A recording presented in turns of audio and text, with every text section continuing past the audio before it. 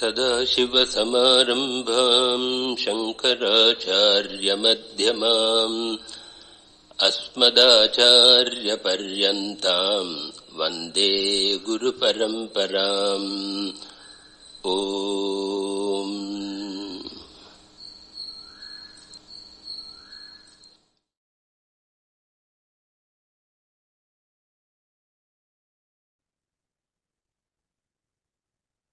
Yes, please. Thank you. It's about the importance of the mantra, and we should take this from our teacher. How do I become aware of the right mantra for me? Do I take it from you or? Yes, very good question and very important. So there are mantras which are for use even without Diksha initiation. And there are other mantras which are with Diksha initiation. So for example, in our Guru Parampara, there is Diksha and what we mean initiation.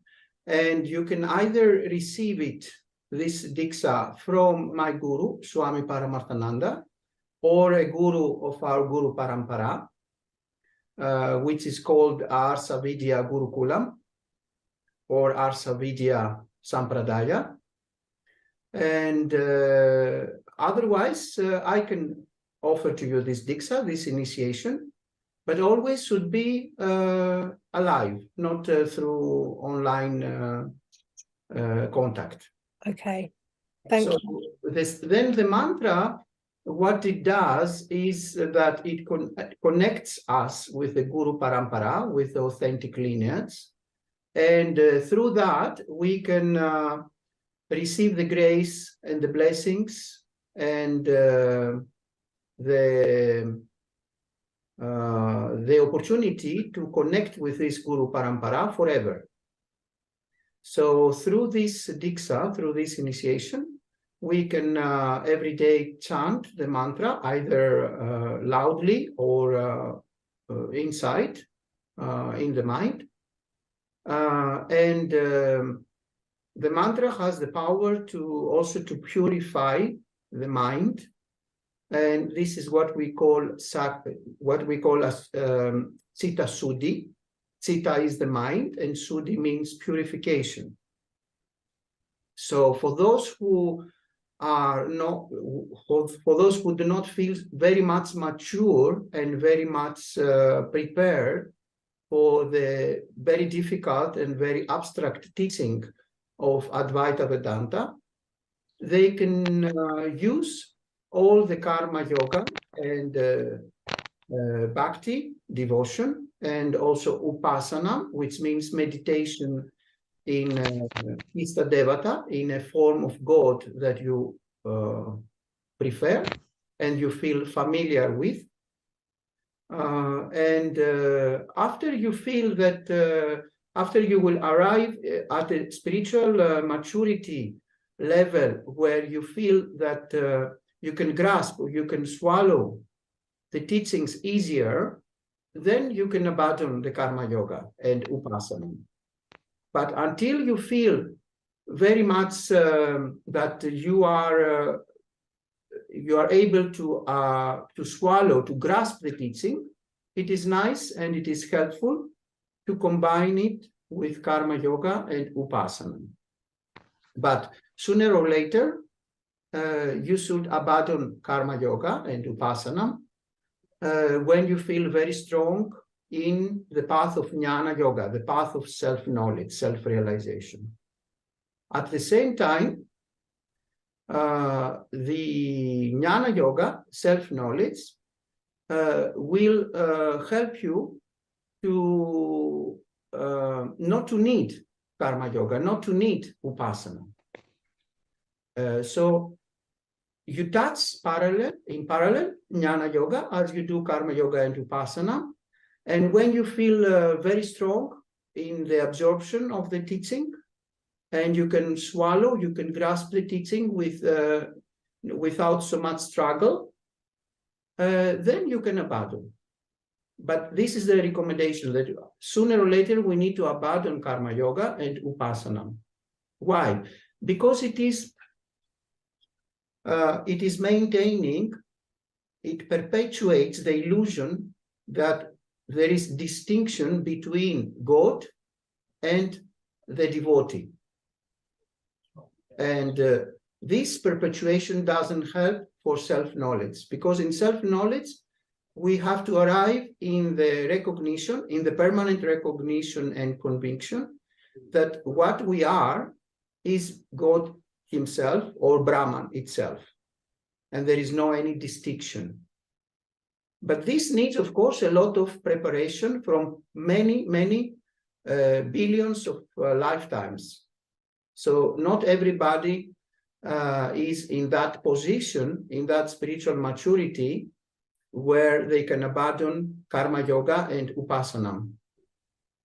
So you have to check yourself, and also with the guru, and to see if you are able to grasp the teachings easily, and then to decide together with the guru if you can abandon, if it is recommended to abandon or not, karma yoga and upasana.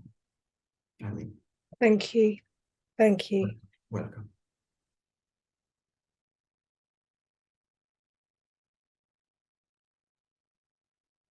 Somebody else?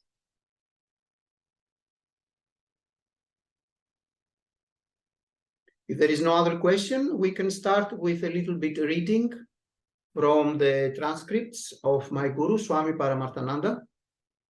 And then if there is a question, somebody can raise the hand and take the opportunity to ask the question. Is it okay if I ask a question first? Of course. Yeah. No problem. I don't know if this is another stupid question or not, but are we really Brahman, or do we bring that reality into existence by convincing ourselves we are Brahman? Yes. First of all, we need to say, and we need to clarify, what is Brahman. Mm. For a lot of people, Brahman means Hindu god or something which is connected with Hinduism. So a lot of, especially Westerners, they don't like this idea. Mm. And they feel that they need to believe in another Hinduistic god, a god from Hinduism. But Brahman is not a god. Brahman is the true nature, the true reality. It is infinite consciousness, awareness, impersonal. So when we know what means Brahman, then we can see, with the help of the Guru Parampara, the holy tradition, we can see through the tools and methodology and all the scriptural study, and with Sravanam, Mananam, and Nididhyasanam, we can finally arrive in this permanent recognition and conviction that yes, there is only Brahman, and this is what I am. So when you say, for example, are we really Brahman? You presuppose that there is we, but we does not exist. It is only a superimposition. It is only names and forms. It is only a concept. It's like you say the waves in the ocean. The waves in the ocean is only a superimposition in the water of the ocean. The reality and the essence of the waves can be only water. The isness of the wave, the isness is Brahman, is consciousness, awareness. It is not waveness. It is not of the nature of something called wave. So the waves in the ocean are nothing else than consciousness, awareness, which we symbolize with the water of the ocean. So the essence of what we see is Brahman, awareness, consciousness. The we does not exist. Nothing and nobody exist in reality. The isness is in Brahman, in consciousness, awareness. That's why we say I am. This I amness, this beingness, can only be impersonal and one. So there are no beings in the first place. There are no individual identities in the first place. There is only beingness. And this beingness, this isness, is of Brahman itself.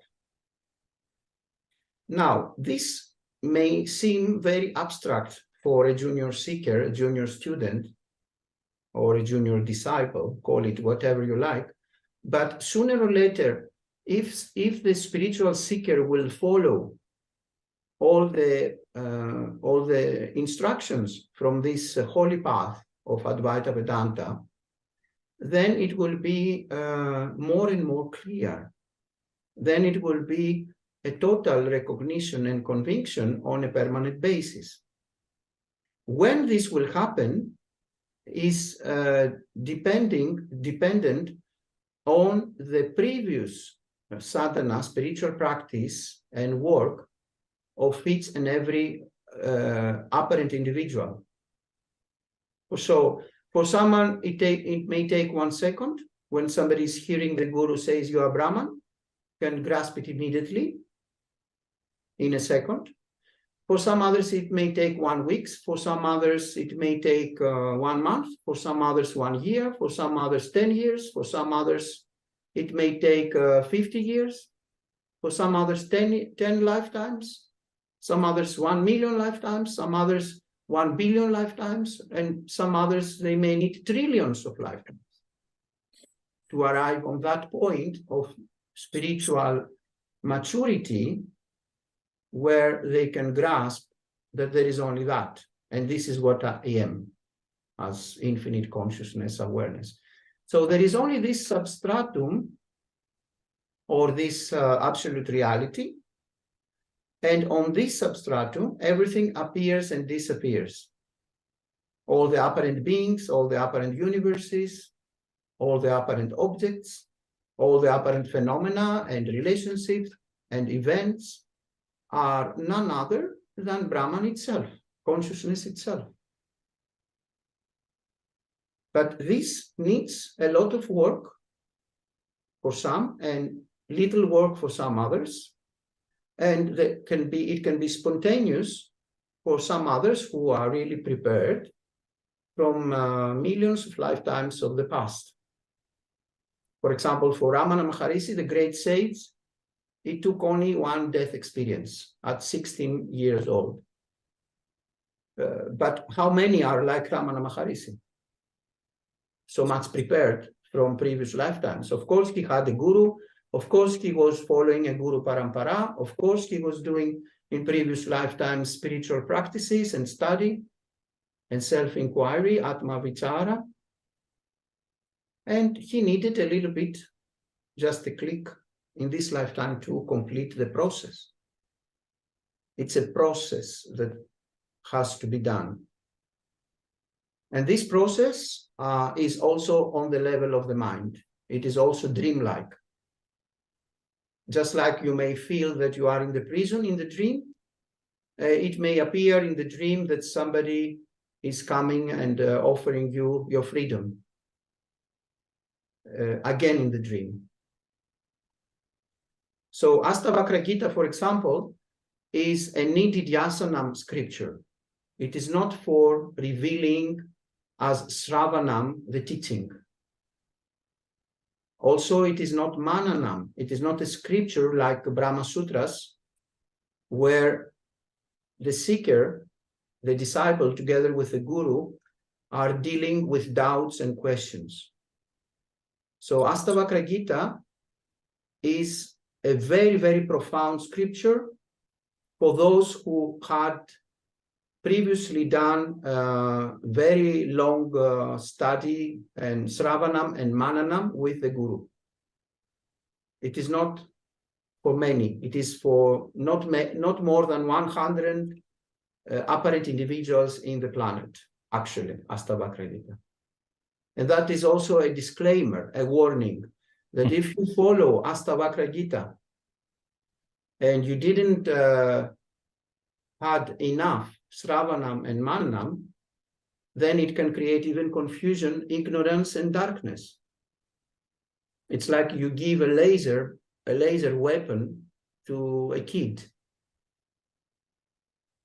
Because there are verses or slokas in ASHTAVAKRA Gita that if an ego will use these verses in a wrong way, it can produce a disaster, a big ignorance, darkness, and suffering.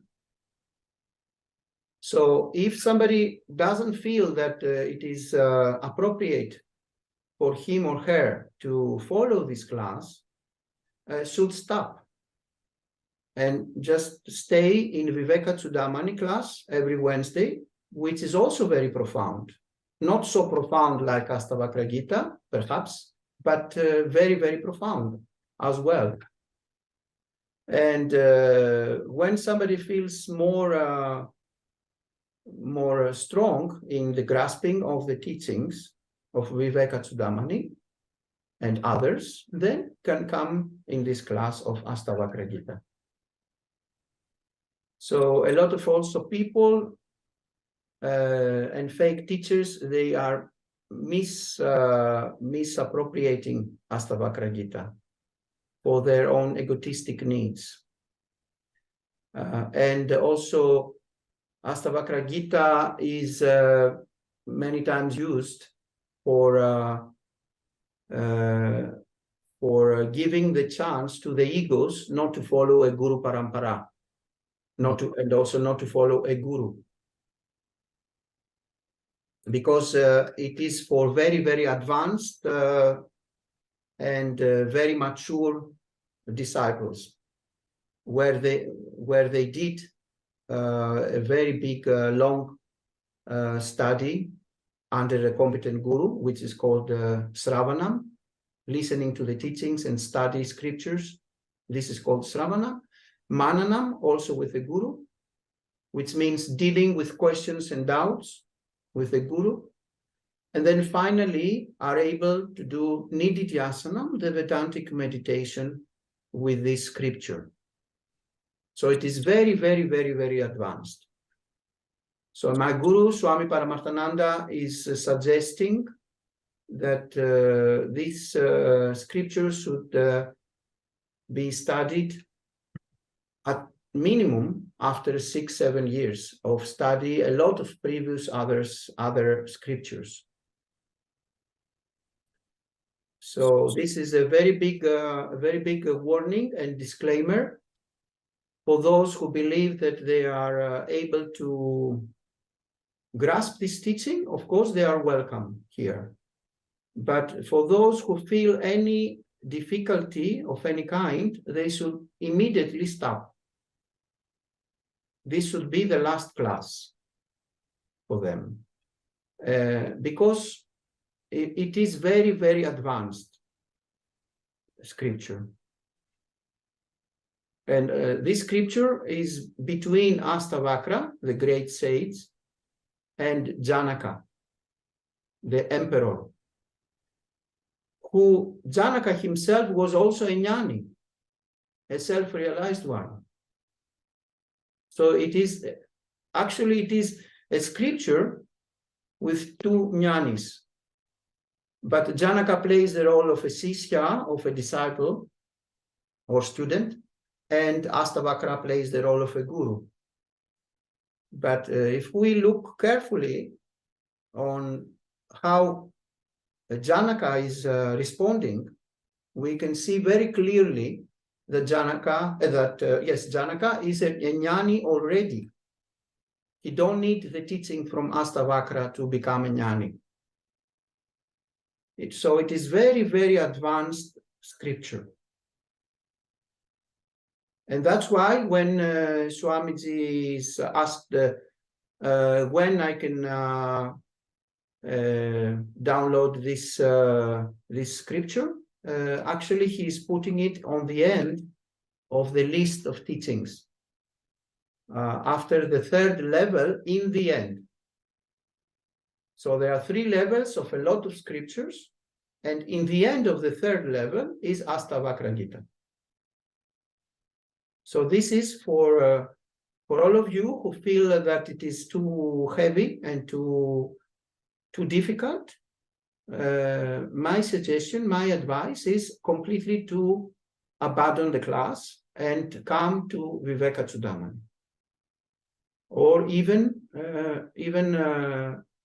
study other scriptures which are even more easy, like Tattva Bodha, for example, which is a very nice introduction.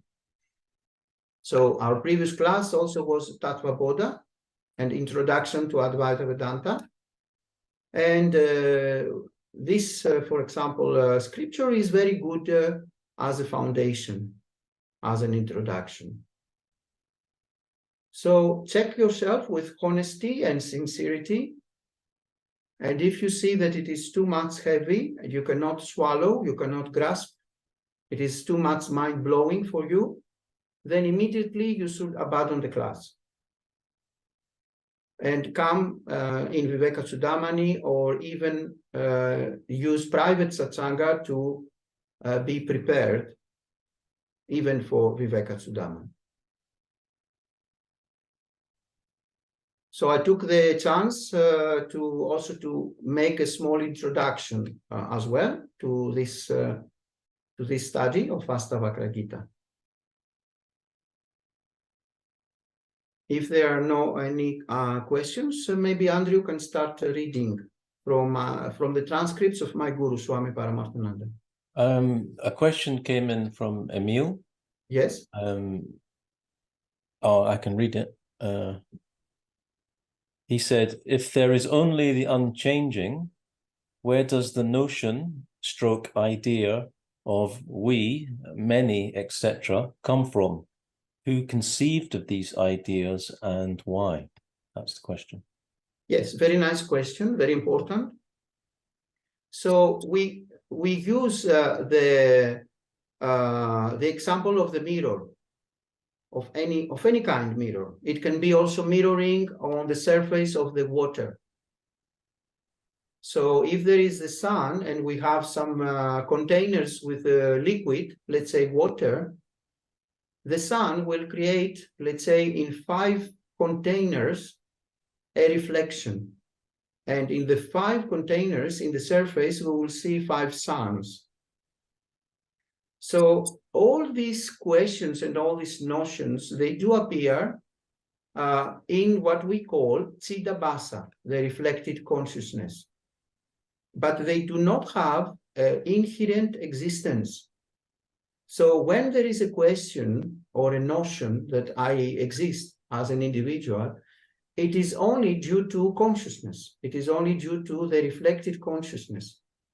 There is no somebody there who have the notion that the notion we is only because of the reflection of consciousness in itself. The moment we will try to reach this apparent individual entity, we will never be able to reach it. We will never be able to find it anywhere, because in reality, it is only an illusion. It is only an appearance, a borrowed appearance from consciousness. So consciousness is like lending apparent existence to all these notions of I am or we. But it is only, in reality, one I amness. And this I amness can never be plural, can never be even dual. Even quantum physicists, like Schrödinger, I don't know if I pronunciate it well, he said that consciousness can only be singular. And he was also very much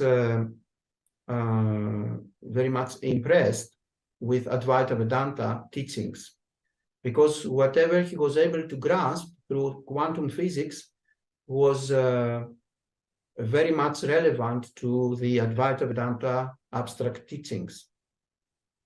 So whether it seems that there is somebody out there, except of consciousness, awareness, Brahman, it is only an illusion. It's like you you see your face in the mirror and you say this face is true.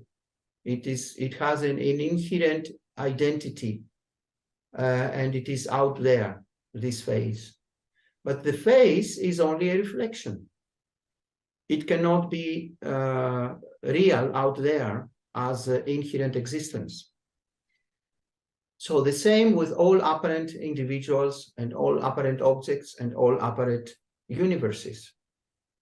Now, if you say that it is very difficult to comprehend that because everything seems so real and I experience and I interact with others and also I use things in this universe, then we can bring the example of the dream.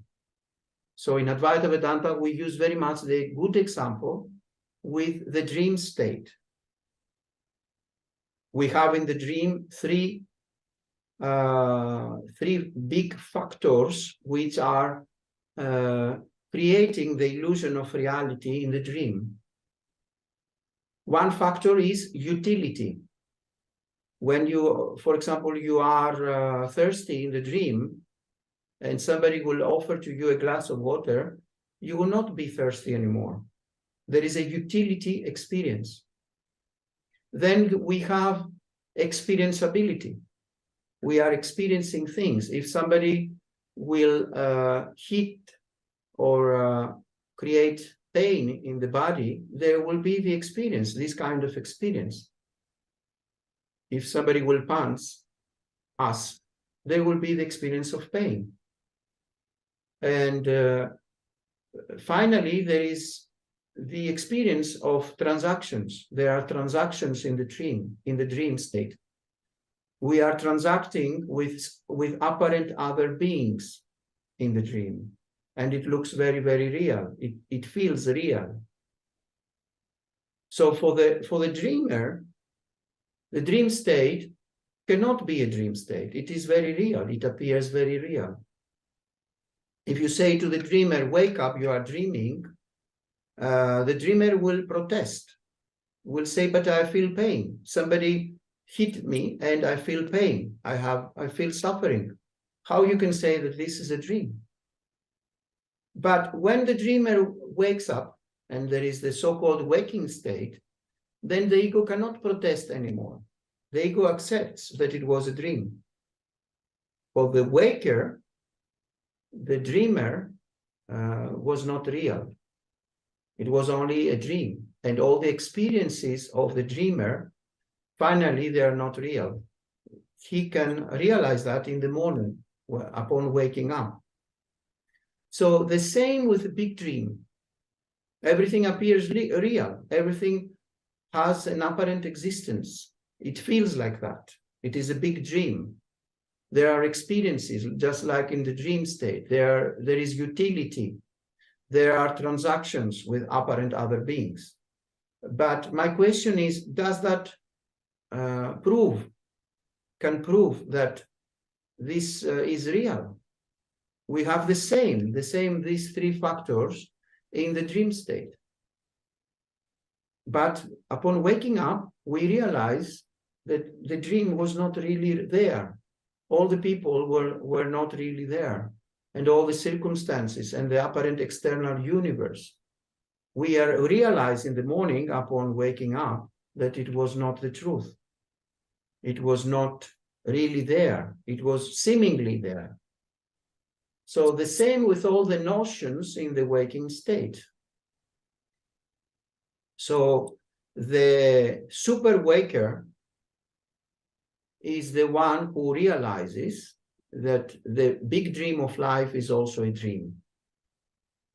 He realizes that although there is utility and experienceability and transactability, both in the dream state and the waking state, the so-called waking state, it is only an illusion.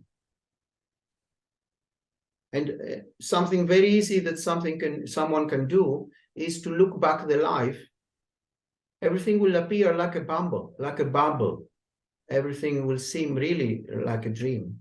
When somebody was in the school, how that appears now. It is like a bubble. When you ask somebody who is 80 years old, 100 years old, how do you feel now if you look back your life? Everybody will say, it is like a dream. It is like a moment when I was in the school.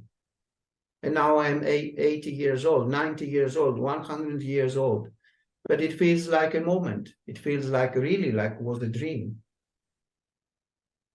So all these notions about we are, or I am a body-mind complex, are only an illusion, are only a notion due to the power of consciousness. And we may be feeling that this is very abstract to comprehend, to grasp, to swallow right now. But Advaita Vedanta itself and all the scriptures and the Guru Parampara, the authentic lineage, is promising, it can guarantee and can give the promise that sooner or later this understanding, this profound understanding will take place. It just needs patience, long-term study, Sravanam, Mananam, and Nididhyasanam under the guidance of a competent guru and the Guru Parampara. And then you need also to have a conducive lifestyle, a dharmic lifestyle as per the Dharma Sastra. And sooner or later, the profound understanding will appear.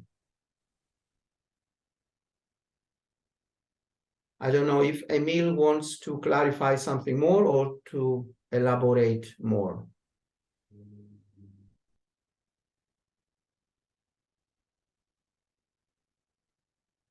Otherwise, we can proceed to another question or to the reading of the transcript.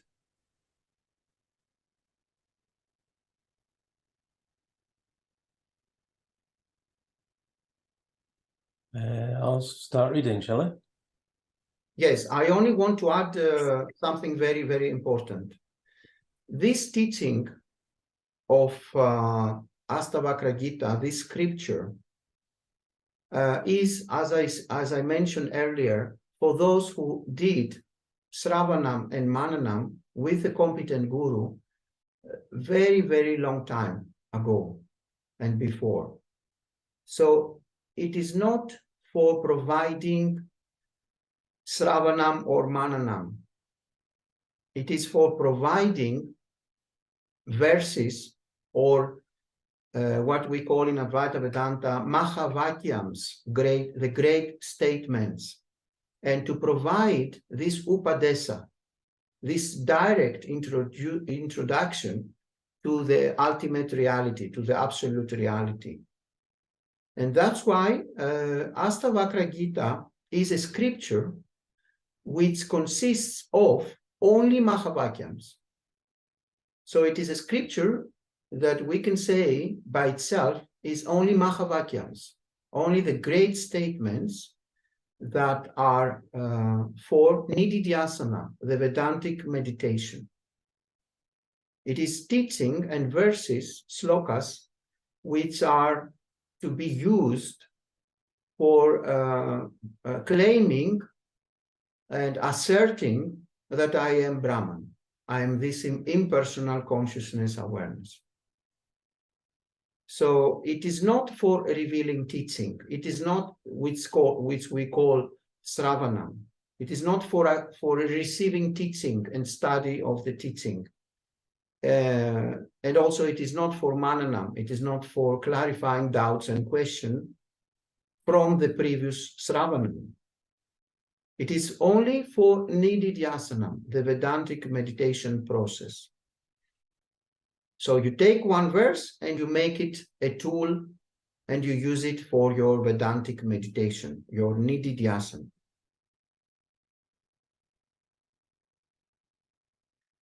And having said that, yes, Andrew can start reading from the transcript.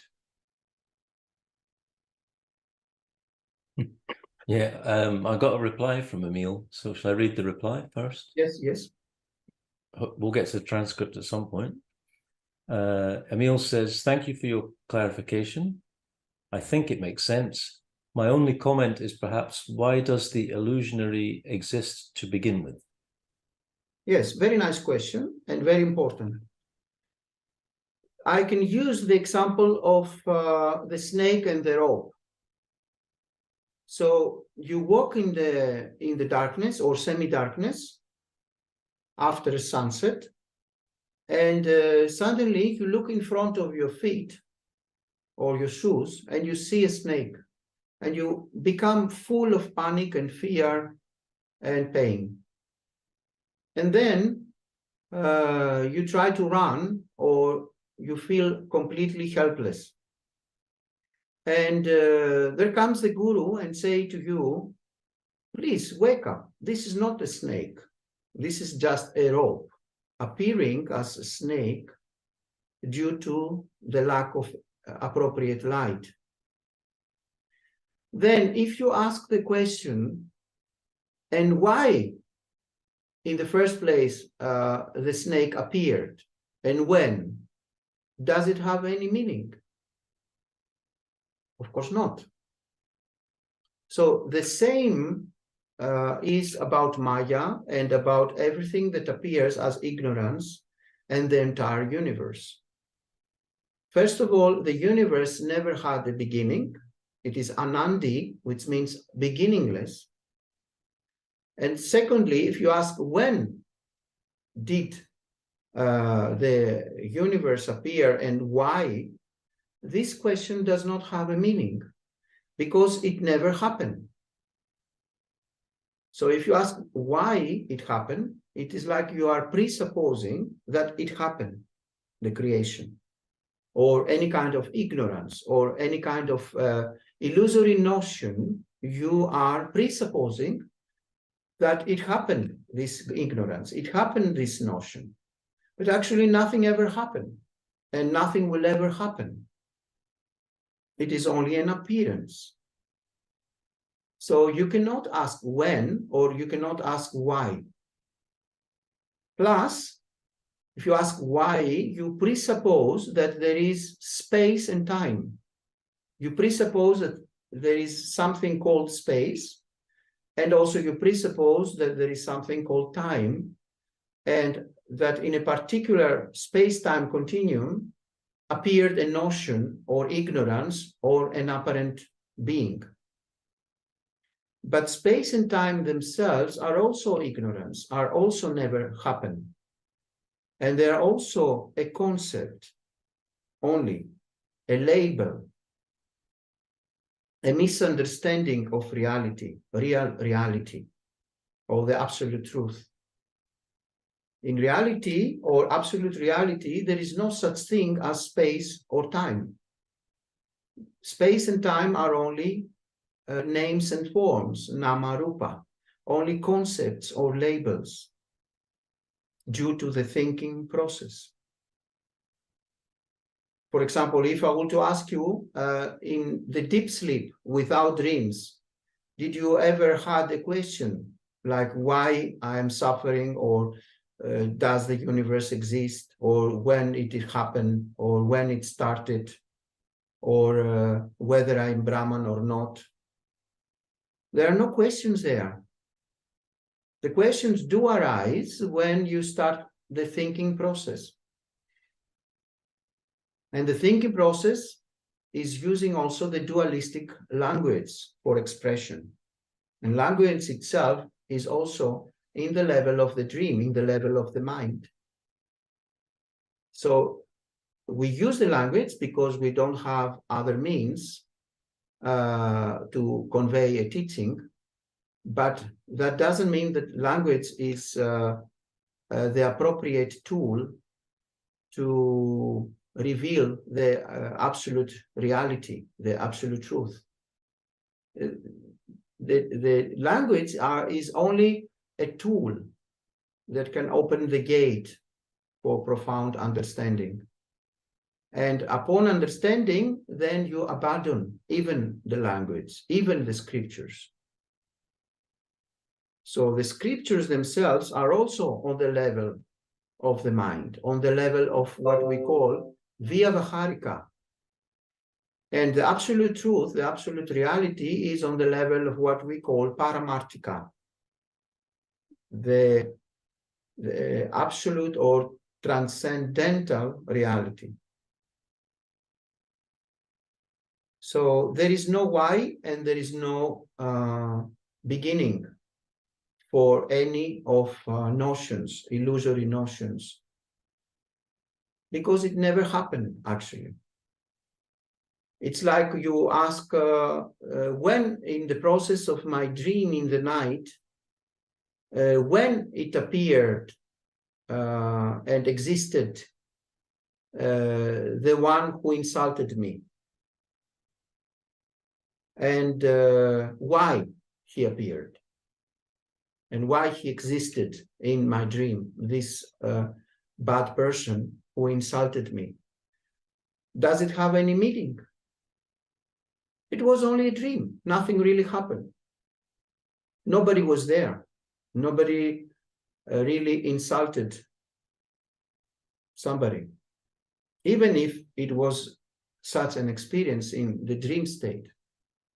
So it is the same with the big dream of life. Everything appears real, everything appears very solid and concrete, but there is no any solidity. Solidity of any kind is a big illusion, a big joke. Even for quantum physicists, it is a big joke when you want to speak about matter as such, or any solidity or concreteness of the universe. They will only laugh. And that, of course, doesn't mean that Advaita Vedanta needs quantum physics to be the truth. It is the truth, but suddenly more and more quantum physicists, they can see that Advaita Vedanta is true. And they borrow teachings even from Advaita Vedanta, just like Schrödinger and others as well. So yes, it may sound now very abstract and very difficult, but it needs a lot of patience and a lot of preparation and a purified mind, citta suddhi, to comprehend or to grasp that there is only Brahman, there is only consciousness, awareness. And all the rest are only appearances in this substratum, in this infinite, impersonal, real reality.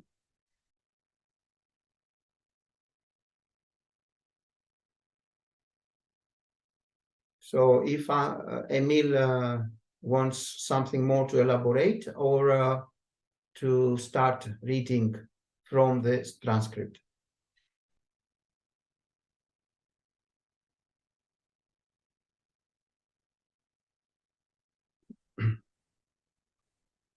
Okay.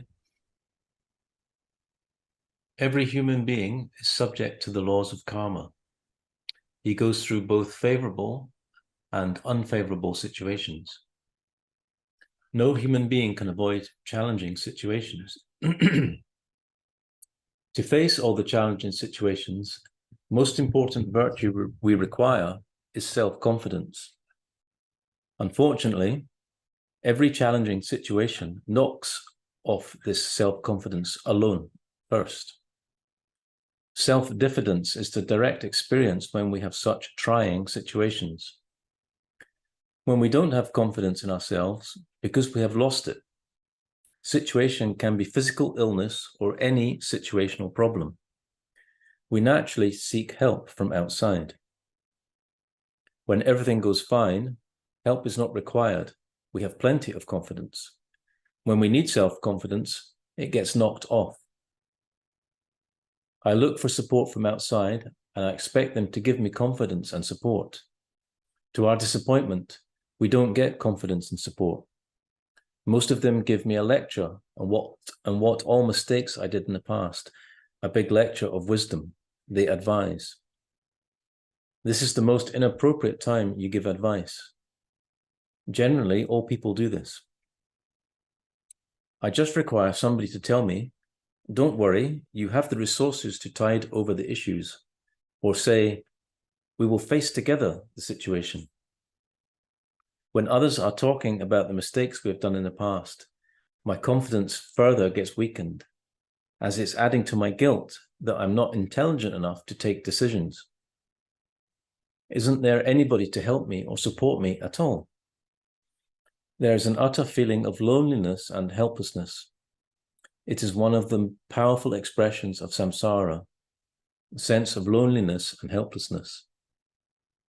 This every human being feels often during his lifetime. This is more prominent when situations are not favorable. This becomes more prominent in old age as physically and mentally we are becoming weaker. I seek help from others, but the human beings do not know this fact. Others don't want to give help and confidence since they really don't care. Those who are close and around me won't understand I need confidence and support. They don't understand and tell me the cause of the problem. So I have to find some method. Scriptures come to our rescue and give confidence-building measures. How can we handle this diffidence? How can we handle the sense of helplessness? Veda gives two methods, one in Veda Purvabhaga, other in Veda Antabhaga. In Veda Purvabhaga, scriptures talk about seeking help from the Lord. Throughout the Gita, Lord Krishna speaks of this.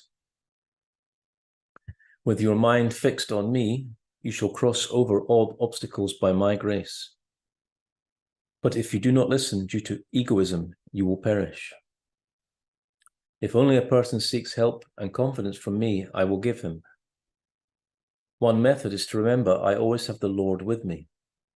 The very thought I am not anatta, I have got anatta, the Lord.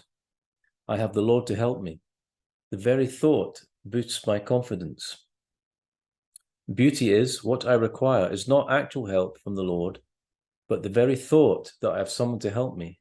The very thought gives me confidence. What a human being actually requires is not help, but the thought that I have someone to help me. The confidence helps me discover the inner resources to handle the situation. So what I require is offer for help, but not help.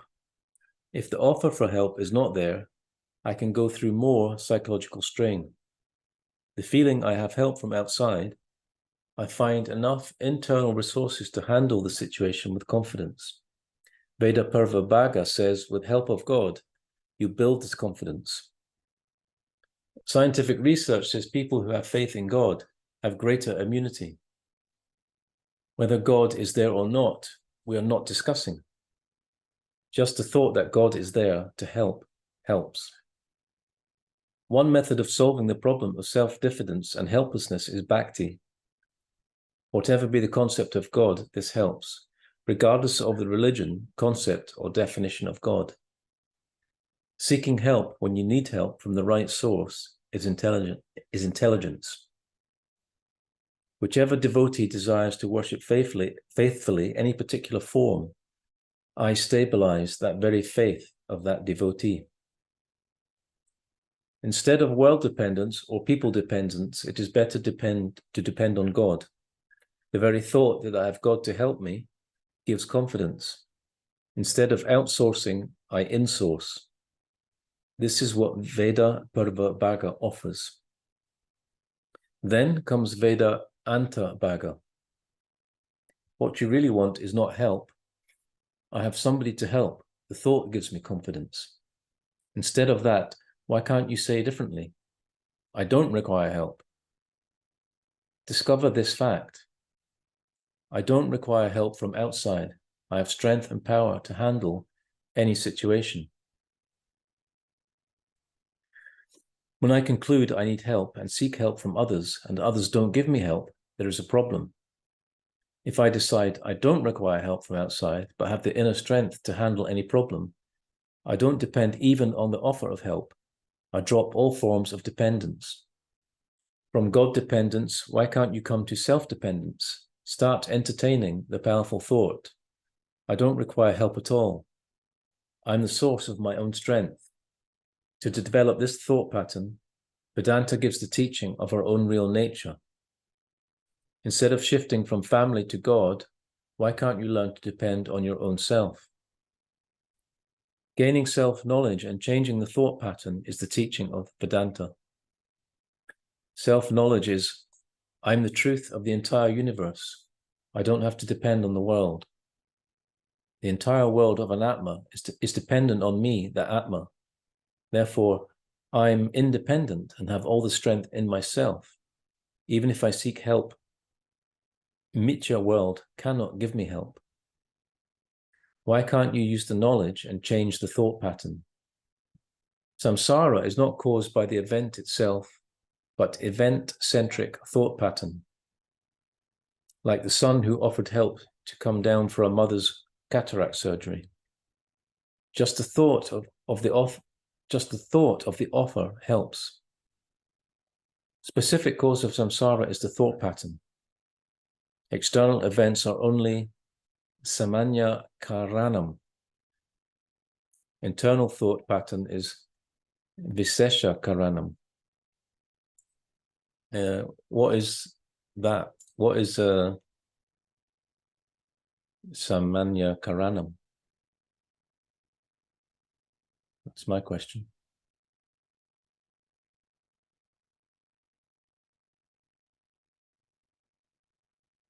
So we need to understand that whatever appears and disappears is only an appearance, and so it cannot harm the real reality that I am as Brahman consciousness awareness. So then I don't require help from an external so-called God, because I recognize that God is just a concept, and it is again myself, my real self. So the need of help from an external factor like a God out there diminishes, and then we can recognize that all that appears as a problem or as external things that they can harm, they are only appearances. And through self-knowledge that what I am is not the body-mind complex, but it is infinite consciousness awareness, an impersonal one, then where is the need of asking help from an external God? So this is what needs to be conveyed through these last phrases, that most of the people, they require help from God because they don't have self-knowledge. And until you have self-knowledge, it is legitimate to ask help from God, or what we call Saguna Brahman, the God with a form that you prefer, so you can worship and ask support and help. But sooner or later, if you want to be liberated, if you want to see that you are always Nitya Mukta, as always enlightened and self-realized already as consciousness awareness Brahman, then you don't need an external God. You don't need someone to support you, because you don't require any support. You are the support of the entire universes and the support of all the apparent beings and apparent objects, because you are the substratum itself. You are the screen where everything upon appears and disappears. So in Karma Yoga, for example, and Upasana, we start with this concept that I am in distinction with God and the universe, and then I need to be a worshipper, and I need to worship the God who is not inside me, but it is something external. And by Citta Suddhi, purification of the mind through karma yoga and upasana, sooner or later I can arrive in this spiritual maturity where I don't require any more karma yoga and upasana. I don't require any japamala, I don't require any upasana or worshipping or devotion of an external God. But actually, the highest form of bhakti and devotion is to your own self with capital S, as Brahman awareness consciousness. That is the highest form of bhakti. And of course, then you don't need any rituals, you don't need any practices anymore, because you have arrived on the spiritual maturity that what I am is Nitya Mukta. It is this impersonal, infinite awareness, consciousness, Brahman. So who to ask help from whom? If you are that, and only that exists, then where is the need of requiring help from an external God? But this is, of course, the absolute state of the permanent recognition and conviction of your true nature. But because most of the seekers are not on that spiritual maturity, then karma yoga and rituals and pujas and sadhanas and japamala and mantra recitation and all the sadhanas, all the spiritual practices and methodology and the scriptural study and the dharmic lifestyle and everything that it is a recommendation from the scriptures themselves, they are all very, very useful and very helpful. But the ultimate state, at the ultimate states of spiritual maturity, somebody needs to abandon all this. Except if, as a jnani, you will participate in rituals, not for your own sake, but for the sake of loka sangraham, for the purification and upliftment of society, of humanity. Then you can do rituals, you can do everything if it is for that purpose, but not because you need it for your own benefit. So we can see all these, for example, Jagat Gurus of Sringeri, they do almost every day Vedic rituals and worshipping of Shiva as supreme consciousness awareness. Do you think that they do that for themselves or they need that for themselves? Of course not. They do that for loka sangraham, for the purification and upliftment of humanity. And the same with any kind of rituals and any kind of spiritual practices. A jnani may appear that he is involved in all this, but inside him, he knows that he don't need. He knows that he's doing that to create the right paradigm, the right example for his disciples. Not because he needs to do all this for self-knowledge. He already has self-knowledge. He is already a jnani. He already recognized that he is a nitya mukta, an eternally realized one as Brahman consciousness awareness. But still, he may be appearing as participating in all of this. So if there is no any question, maybe we can close for tonight. Yeah, we've got a minute left. So okay. So thank you very much for your participation and namaste. Thank you. Namaste. Thanks, everyone. See you next time. Thank you.